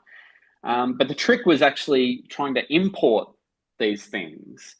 They're classed as Category R weapons in Australia, and the federal rules for deactivation were actually different to the state rules for deactivation. And to have Category R weapons in Queensland required, a special safe storage facility and all this sort of stuff, and it was really, really complicated. But yeah, just fast forward to now, and we've got 240 exhibits. So that's APCs, tanks, artillery pieces. It's just gone a little bit crazy, and we've still got some stuff coming as well. But we're running out of room. But the director's basically saying, okay, was there a reason for opening the museum, or was this a case of wanting to do something with the collection? He's quite the entrepreneur. So his personal collection sort of started getting rather large, and he thought he was phasing out. He was selling his previous business, and so he thought, I reckon I'll start a museum. And we've all gone, because everybody, his previous business was based in Cairns. That's where decided to build a museum. That's basically it. It's home for him, and it is a tourism hub. I was about to say, it is a bit obscure. Yeah, it is. It is from the Australian point of view. It's a very strange place to have an armor and artillery museum, but from a world tourism point of view, it is a very good place to have it. And look, having seen it, it's just amazing what's there. And I just wish I'd known about it sooner and could have taken Dad type thing. But as it is, it's we're really looking forward to Oz Armour Fest, and hopefully we'll be able to catch up with you there. Now, a couple other questions for you is the obligatory, what's your favorite tank? What's your most interesting tank, or you most have a best connection with in the museum that touches you, or you think about when you think about the museum? Whether it was the first one you bought, or the one that ran over your foot, or No, I haven't been run over by them yet, which is good. It's probably my favorite one. I've got two favorites. So the first one is the Panzer 4D. It's just, when you think of like a World War II, well, when I think of a World War II tank, I think of that grey German stubby little barrel driving around, but it's got an original engine, original driveline. It's fairly complete. On the inside, not so much, but it wouldn't take much to fully deck it out. But I recently drove that one and the T-34-76, and that was just so much fun to drive. I'd never driven a tank before, and I've worked here for quite a while now, but that was the first tank I got in and was like, holy, it's like, I'm not a rev head or anything like that, but that I suddenly understood what all the fuss was about. So that's really interesting, because by reputation, the T-34, obviously we've never driven tanks, but by reputation, the T-34 has a pretty bad reputation as being hard to drive. But you reckon it was fun? Oh man, no! Like the power you got when you put your foot on the accelerator was just, it was awesome. The Panzer IV, I think it may be because it's original transmission and engine. I felt kind of a bit afraid driving. You don't want to break it. I don't want to break it. And the German stuff is, it is robust, but they're not making the stuff anymore. You know what I mean? So yeah, tricky to maintain and all that sort of stuff. But yeah, the T3476, it was just, oh yeah, awesome. Yeah. So with the event coming up at the end of August, how do you think the event will go, and the crowd sizes you got expecting about after the last couple of years, or anything Oh special that can be yeah. happening for it? So this year it's the Stug 3G that Bo has been working on will finally be running. It will absolutely be running. It's really close now, and that is going to be just awesome. That is going to be really special. It's a bit of a shame only Bo will be driving it, because it's going to be really nice to drive, but it will be really nice to ride in as well. You'll because it's got the front of it, the transmission differential, um, oh my god, drive sprockets, all final drives, they're all original and they've been fully reconditioned. It's going to be smooth as butter. It's going to be a really authentic experience if you get a chance to ride in that one. Yeah, and it's been years in the making. Yeah, the list of World War II vehicles, because we bought our tickets just the other day. That is an unbelievably impressive list of vehicles you're going to have running around on the Friday. Yeah, yeah, I I've got it didn't here think it in was front of me. possible. Well, yeah, and the fact they're all under one roof and that you can kind of ride in them all. That's what makes our event kind of different from like Bovington's or Overloon or those other ones in Europe. Like this is a one-stop shop for some really iconic and special vehicles. Yeah. And what other tanks are in the process of getting built up at the moment that will hopefully be available on for the weekend to run around? I know, yeah, as we said before, the Sentinel's being worked on. Whether or not that'll get up and going, that's a point of contention, or whether or not there'll be other things. What other ones? That one probably wouldn't be ready in time. That one will be quite a few years away yet. I was a bit cheeky when I did that video, but the point is it is salvageable. Yeah. And look, there's I mean, a lot of people aren't going to know about the Sentinel, but from the Australian point of view, it's our tank. It's the one tank that we actually built, and so it'd be nice to have a one up and running. That yeah. Look, I agree. I've been lobbying the director to get that show on the road, but he's holding firm. He reckons we've got other projects ahead, that take precedence, like like the KV1 or another Stug or all And these silly things. Well, the Type 95, as you were saying before, will that be Type 95. will Yeah. that be up and going by the thing, or we don't know yet? No. So Daryl and Jesse, they're working on the Wesp at the moment. That's the German self-propelled artillery piece on the Panzer II chassis. That one will probably be 12 to 18 months. So they'll still be working on that during Oz Armour Fest. Bo will have finished the Stug and he'll be on the Stug 3B, which is the early war Stug. By that point, that one's I don't think that'll be ready, but it'll be close, hopefully. And then one that I would love to see going that may be up and running will be the Chieftain, depending on if we get a bit of assistance. Yeah, the British Chieftain. Can I just ask a quick question on the Sentinel? Are you putting a different engine in, or are you going to try and get the triple Cadillacs going? We'll have to. We tried on the vehicle. We tried on the vehicle when we were looking at it for the video to have a bit of a look. But to get a proper look, we'd have to take the deck off, and where it is a bit tricky. Couldn't get the forklift in. So to have a proper look at the engines, we'll have to take the deck off and then pull them apart and really dive into them to make sure. But if we can, we'll use the original engines for sure. But otherwise, yeah, there's three packs in there, so there should be there'll be alternatives if we need to stick them in.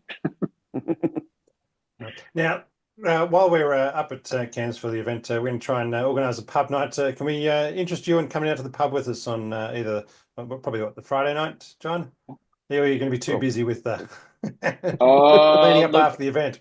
yeah, we'll be cleaning up after the event, but I'm actually a new daddy. Ah, Just there you go. I That's just had my first child in January, so he'll still be a little bubby boy. yeah. I'll probably need to, I'm calling in that weekend as a special favor There you from the go. missus. So I just wanted to put the invite out there, so it wasn't going to miss the opportunity to invite you out to the pub if you're I coming tell along you with what, us. the boys in the workshop would definitely love to hang out, and the guys in the museum as well. That's right. I'm sure we could probably tee something up.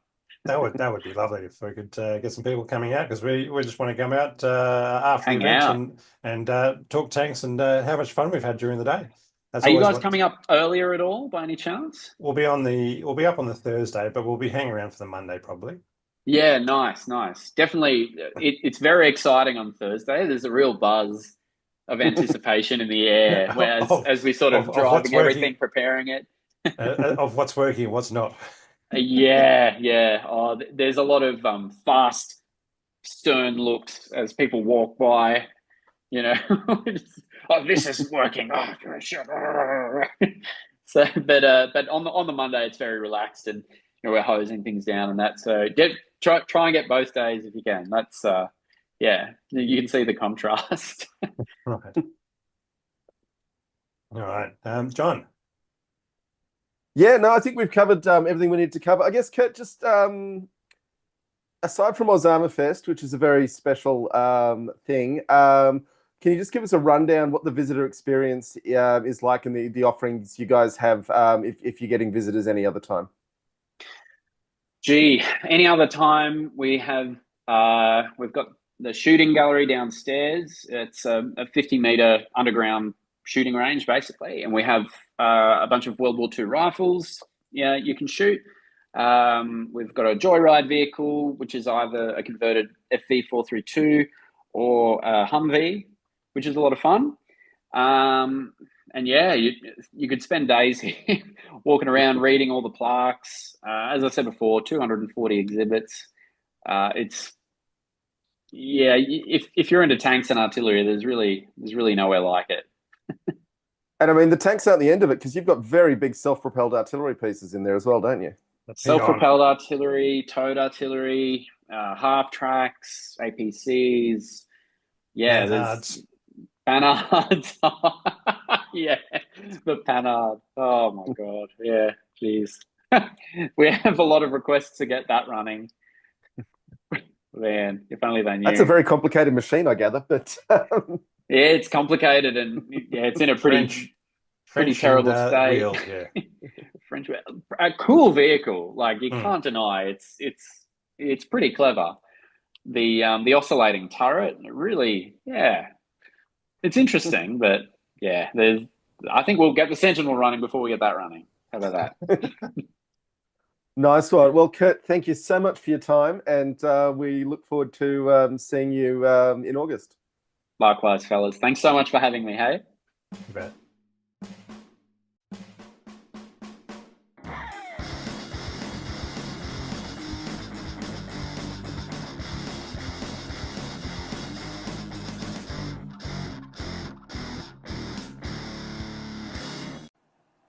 And thanks to Kurt from the Australian Armour and Artillery Museum for the interview. Looking forward to catching up at Osama Fest in August.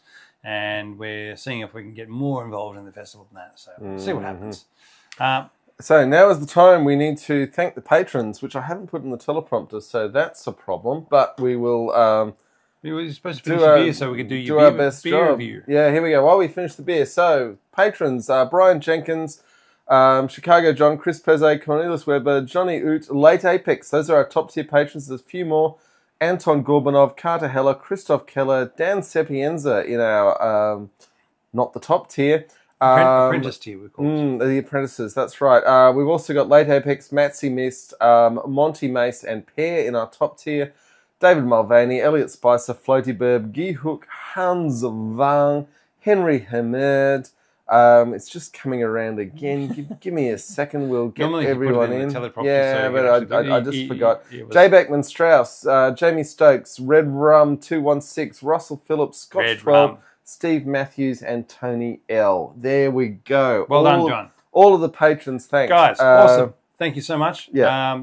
Artists of Fatigue get their interview early and ad-free, video and the audio of the show. And while we were upstairs, while the interview was playing, we sold another T-shirt. It was one of the Tiger ones, which is one of our best T-shirts. We've also sold a lot of mini skirts in that design, but yeah. Anyway, I know I'd wear one. If I wore mini skirts, I'd be totally there. When? I don't think I've ever worn a mini skirt, Rob. I've done a lot of things in my life, but maybe I should. Maybe I should give it a go. Let's see how it feels. All right.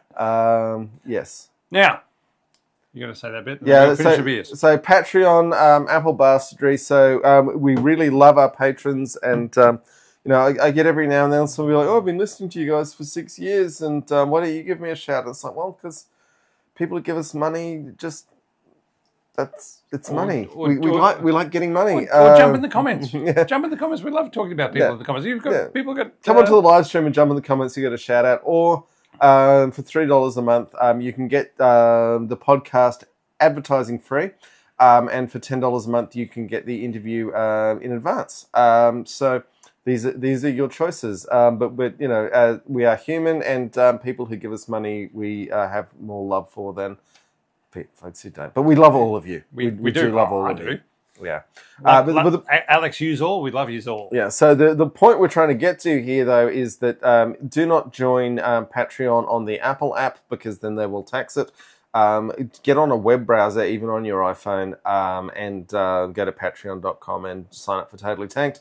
And then your money will go more directly to us. Patreon takes a cut, but they're pretty reasonable. So, rather than Apple. Yeah. Apple are not adding any value there, so we're happy to say let's bypass them. All right. Oh, Jesus, beer review, Rob. Oh, hang on. Oh, God. Beer review. We used to have a song for beer review. We've lost that. We did, but we didn't actually have the rights to it, and okay. I didn't want to get sued by the Dreadnoughts, who is one of my favourite bands. So invite them on. We should invite the Dreadnoughts on, actually. Yeah. I'm going to try that. That's a good idea. Okay. Because people did love the song, and it's. I could sing it for us. It went. All not your lager ale. all of the Dreadnought songs are good.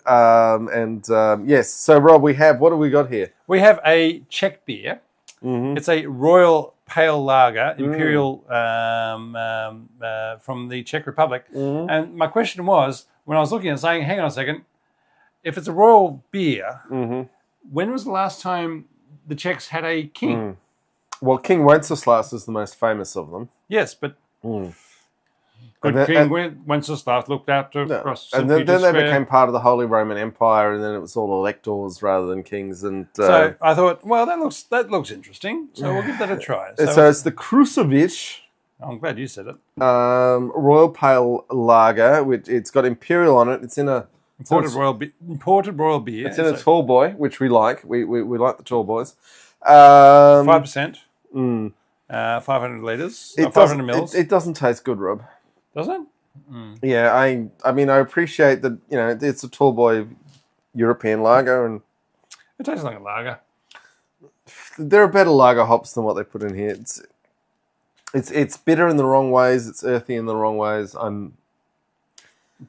I'll drink it. But we've had beers on this podcast that we did not drink. But this is okay. But I'm not coming back to this with my own money. There you go. All right. Well, 100% Czech.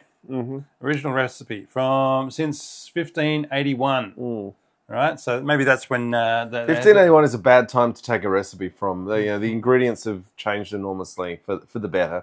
I do like the defenestrated, the non-defenestrated. Yes. I do love the defenestration of Prague. Well, and number 1 and 2. I don't love that they got defenestrated, but I think it's freaking hilarious that there was two of them. There was two of them, and they had not just one defenestration of Prague, but two. I'm glad you're taking joy from the misery of human beings, but yeah. Well, at least they didn't get eaten like the Dutch did. Mm-hmm, Right? When they threw the Catholics out the window in Prague and landed on a pile of manure and called it a miracle that they survived. Whereas in Holland they ate them. The 30 Years War. At least their arm. The 30 Years War was a very bad thing. But we did find out how evil Swedes could be. So that's important to bear in mind. Now, in important issues, if you've already watched this far, you'll be aware that now I've got a T-shirt in the works. We need to talk about it more. But the artificial intelligence, whenever we say Oz Armour Fest, writes it as Ozama, as in Ozama. Which is hilarious, and so we're thinking of doing something with that. But Ozama! Anyway. Okay, all right, look. So 29 to 31 August 2025 in Cairns. We are going to be there. We're going to be going to the pub. There'll be money over the bar. There'll be money on the bar. If you're wearing a Totally Tank T-shirt, there'll be some drinks in it for you. Yeah. But more to the point, we're all going to hang out. We're going to watch the, if the tank biathlon's happening in Russia at that time of year as it normally does, we'll be into that too. So just saying, Cairns, Australia, which was interesting talking to Kurt because he's like, we're a tourism hub. And he's like, he's completely right. And for the rest of the world, Cairns is the easiest bit of Australia to get to. But from Australia, it's a long way north. Yeah. And you go there for the Great Barrier Reef rather than a tank podcast.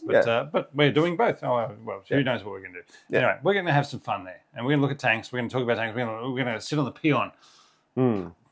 Anyway, so that's the big thing we're saying. We're going to be there. We'd love to see you there. And Rob is ready to buy you a lot of drinks. Yeah, so money on the bar. Mm-hmm. Now, moving into things happening in the world, the roughly world of tanks. Because we have to live in the world, and sometimes we have to talk about the world, even no matter how bad it is. Because also, as we say, tanks are political. Yes. Yeah. Other people like to pretend we can talk about tanks without talking about politics, and we think they're wrong.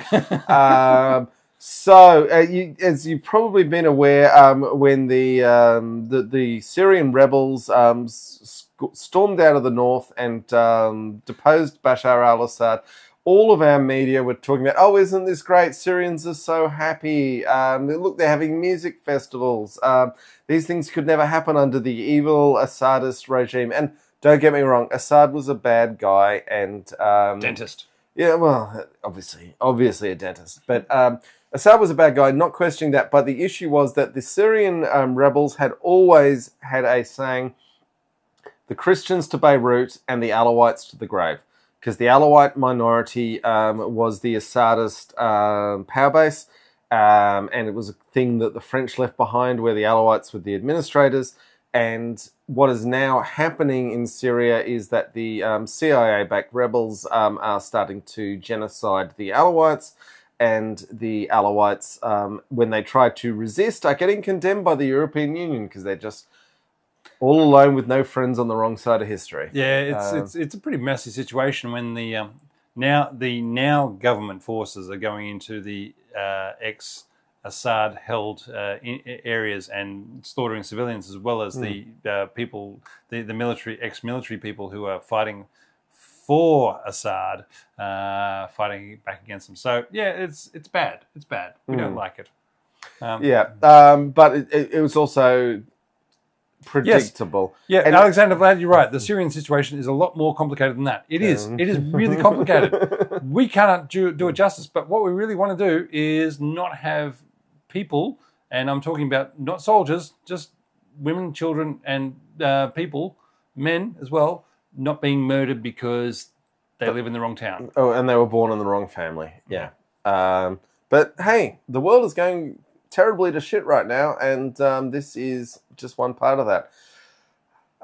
So Ukraine without America, it's on again, off again. So definitely, it's a Ross and Rachel situation all over the place. We're going to talk more about the Australian Abrams as we go on, but it's the moment when the Americans turned off the intelligence, and there were quite smart people being like, oh, does it even really matter? The Russians have circumvented. It's like, yeah, The Russians circumvented the US intelligence by, dispersing their forces and paying enormous operational costs to make themselves less vulnerable to good intelligence. And the minute the intelligence was turned off, the Russians were trying stuff. They were getting very creative. I mean, there was a great quote in one of the Warzone articles that's on the screen for those on the video feed, where the Ukrainians were like, the first thing we knew about their attack was when it happened. And that's the difference between having intelligence and not having intelligence. Because if you've got intelligence, you know the attack's coming. If you don't have it, the first thing you know is when the attack starts. And it's not like the Ukrainians were paying for their intelligence. They were getting from the US. They would like to have gotten it cheaper, but once it was cut off, makes life a lot harder. Yeah, and we'll get to the cursed breakout the Russians have got undergoing right now, which is quite a thing. I do want to clarify, because we copped some criticism from some people from last month's episode talking about Ukraine. And that for what little it's worth, my opinion is that the Russians are the belligerents in the Ukraine war. Baddies. And in a fair war, Putin would end his days in prison for his crimes in starting the war. Like Duterte from Philippines? Yeah. Maybe he will. Alexander Vlad's asking about AUKUS. That's coming up, don't worry. Yeah. But we do not live in a fair world. And Ukraine does not have the power to roll the Russians back. And despite their heroic defense, they are still losing ground. So as bitter as the pill will be, they're going to have to give up territory to Russia.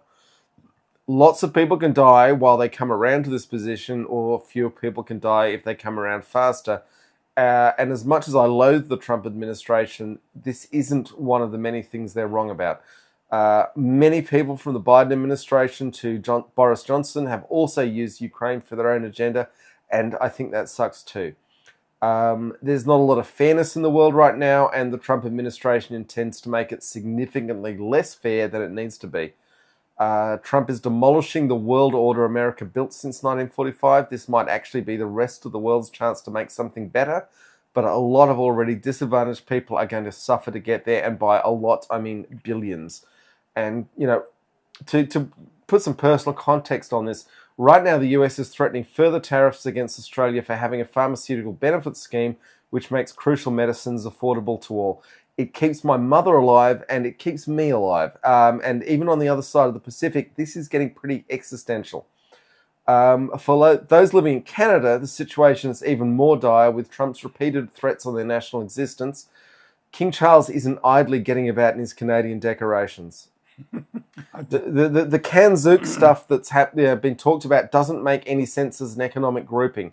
But if the US is checking out of world leadership, it's a starting point for shared values. Anyway, that's what I've got to say on that, and I don't want to get that off my chest. Thanks, folks. Will Ukraine ever receive Australia's 49 M1A1 Abrams tanks? It was announced in October last year that Australia would provide them, and 2 weeks ago, the Defence Minister, Richard Marles, said they would be. But I saw one report saying that they've been sent to the US to be defurbished. That's a word I like to make up. And so they're taking out the advanced gear and making it low tech. And so that now they are caught up in the US freeze of aid to Ukraine. But I could be totally wrong, and that was Russian propaganda.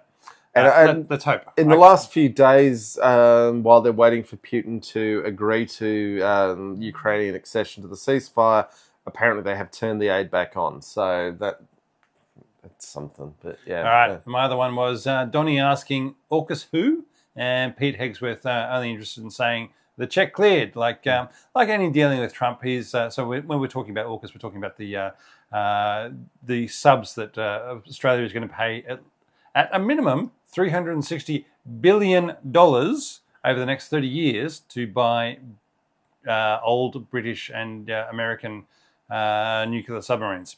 Like any dealing with Trump, he's going to keep the money and not sell us the subs and think he's won the deal. Well, he's right, because he loves winning the deal. But the deal as written is so appalling that we literally this year spent tens of billions of dollars improving American shipbuilding, but we have no guarantee under the deal that we will ever actually see anything for that.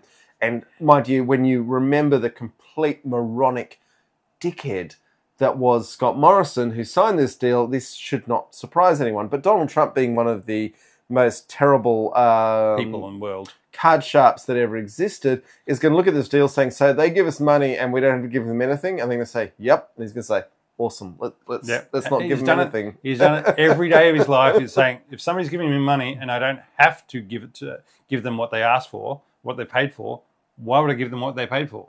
That's how he lives his life. Anyway, he'll justify it by saying that Australia is finally paying for all the defence that the US has been providing for the last years, and whatever government is in power in Australia will keep on giving him the money because they know the moment they stop kowtowing to they'll be ousted from power, as has happened time and time again in Australia.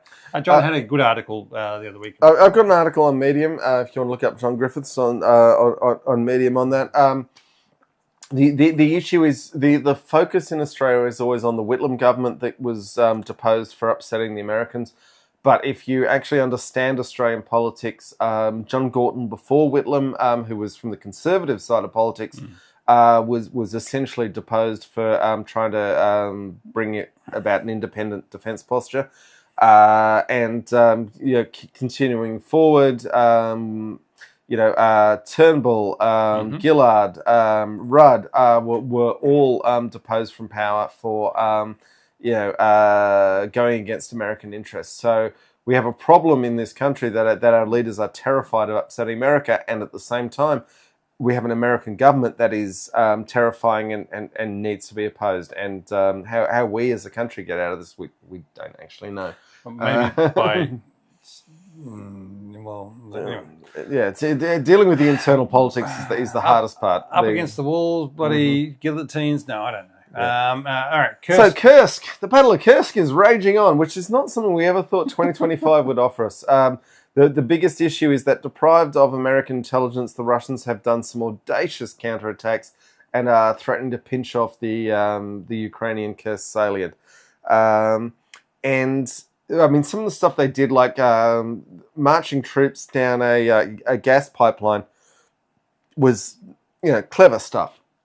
And in particular, to get down the gas pipeline, they had to empty it of gas. They had to fill it with oxygen. They had to set up staging points with supply caches. And at that point, you'd think the Ukrainians might want to have been monitoring what was happening in the gas pipeline. It's like, it's been filled full of oxygen. Wonder why that's happening. Maybe we should, blow it up or do something different. But anyway, so they were playing the war in the regards of we're not going to be such utter bastards, I guess. But anyway, so Kursk is in play. Obviously, the Russians are trying to adjust the line of control as far as they can before the final settlements are made. And that is normal for anyone in a war. Eke out the last. Spend as much blood as you can to get out the best territorial advantage before the time of negotiation starts. But they're blowing through 40,000 casualties a month. A quarter. Anyway, 10,000 casualties a month. It's enormous for most countries of the war, but if you want to fight the Russians, you've got to accept they are willing to take casualties in a way that they're going to spend the blood. Western powers don't. I don't think the Chinese would be willing to take casualties at the rate the Russians are. I reckon they would. Their leadership might, their population's got other views. But anyway. Now, to a topic really to provoke discussion. Should ex-Australian Aussie rules football players, let's say young men, 24 to 25 years old, with an injury or two, and may not be able to run as much as they did as an 18 to 24-year-old AFL player, some of whom have been clocked running 20 kilometres or 12 miles in a game which is about 100 minutes long, be banned. I think Rovers often run marathons in 2 hours. I think it was actually half marathons. But I looked for that stat, and I'd heard that previously. That we heard it when we were playing the game, and our coaches used to tell us, "You got to run marathons." Yeah. Anyway, should they be banned from trying to become a US college football punter? The punter in the US American football team doesn't need to do a lot of running, but you do have to be able to kick a football really high and really far. With most US college football teams having an Australian punter on their books, there is a push on the NCAA, the North anyway. In college athletic association, Yeah, I'm thinking. on keeping these dang Aussies, out of the scholarship contention. To be honest, a 24-year-old Australian AFL player has no interest in getting a university degree. That's not why they're there. They just want the money. Yeah, of course. But some might say get good, but others might think that the US college is there for US kids. Personally, I think they should get good, but it's not a hill I'd die on and can be persuaded otherwise. So it's a question of these young men, because Australia doesn't have a college competition. Basically, they're recruiting out of high schools for these football players. So they're going straight from high school into professional ranks, and after maybe 5 years, that might be their shot at money and career, and then they have to go on and do something else afterwards. And if that something else afterwards is a US college career of being an AFL, a punter, and then go on to a further career into American football, that's great for them. But should it be one of those things that are saying, well, all these damn Aussies taking up spaces that American children should be? I don't know. It's just one thing that I think should be discussed, John. Why isn't there more discussion about it? Well, Alexander Vlad has pointed out that Canadians do like to club baby seals, and for that reason they should be invaded and their country should be eliminated. Two baby seals walking to a club. That is pretty funny. All right. All right. Volkswagen. Now, Volkswagen. This is really funny. Rheinmetall is buying Volkswagen plants and repurposing them to tank production. So if you want to get a sense of how the world is lurching towards conflict, Volkswagen plants becoming tank factories. They were going to be shut down because the automotive, there wasn't enough demand for the cars. And so Rheinmetall has turned around and said, you know what? It's heavy industry. We can deal with that. We can do something with that. I mean, Rheinmetall's currently forced to build tanks in Australia because they don't have enough capacity. Rheinmetall, sorry, not tanks, and AFVs, boxes, but yeah. Rheinmetall is laughing all the way to the bank. They've since Ukraine has kicked off because they have made so much money. Now, look, somebody's saying, look, with all the extreme sport that is the spiders, snakes, and crocs that can kill you in Australia. I read a fun one the other day that the crocs in the Northern Territory have where there used to be one croc every kilometre. Their population's booming since we stopped murdering them all the time. Yeah. But it was awesome. So the crocs have gone on from they don't bother eating fish anymore. They're eating the feral pigs and water buffalo. The feral water buffalo, and there are so many crocs in the rivers of the Northern Territory. We'll probably see some in Cairns as well. If there is a river. There's a crocodile farm just next to the tank museum. I was about to say there is a river beside the tank museum, and I wouldn't be surprised if there were crocs in it.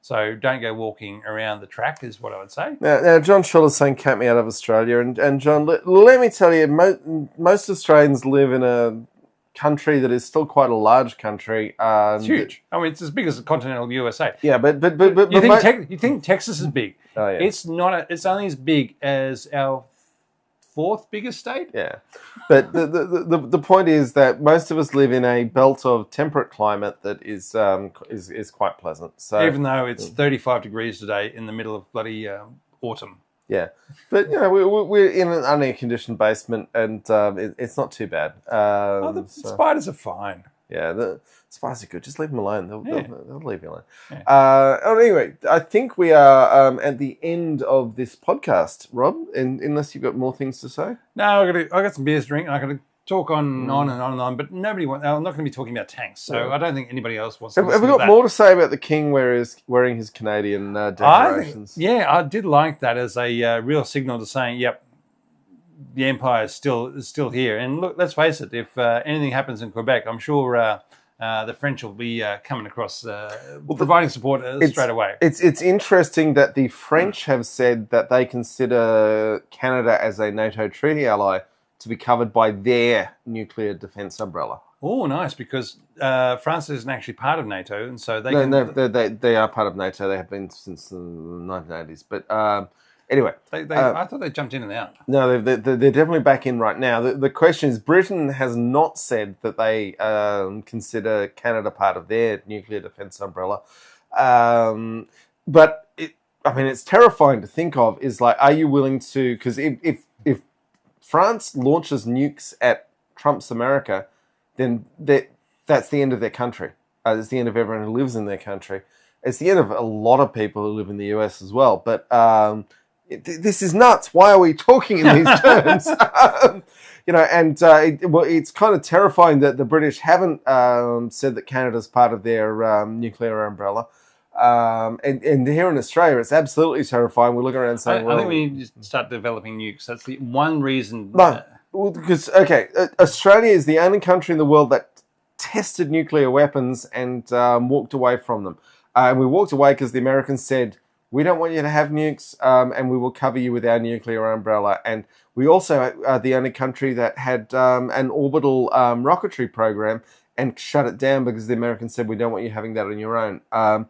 Maybe we should revisit those. We are now in a position where we need to reopen our nuclear and rocketry programs. We need to buy some German submarines. I hear we've been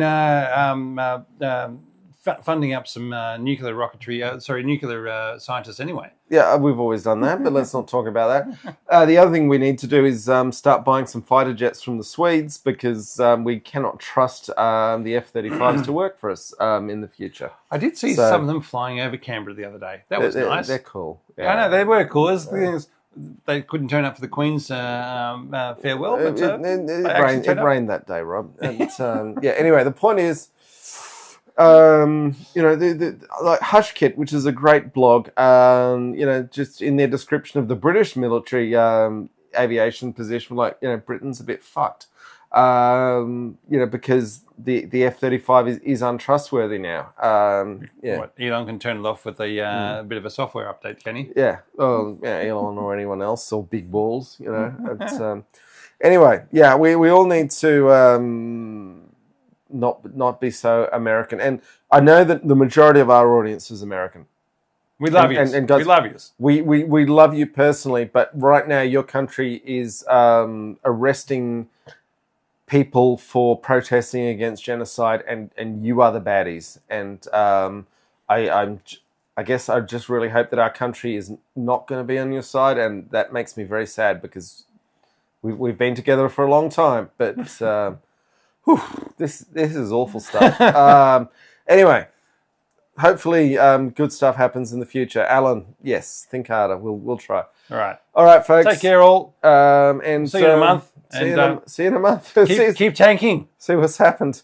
But buy your tickets to Ozama Fest because we're going to have. When a lot you're of over fun. here, you can ask for asylum. Yeah. All right, here we go.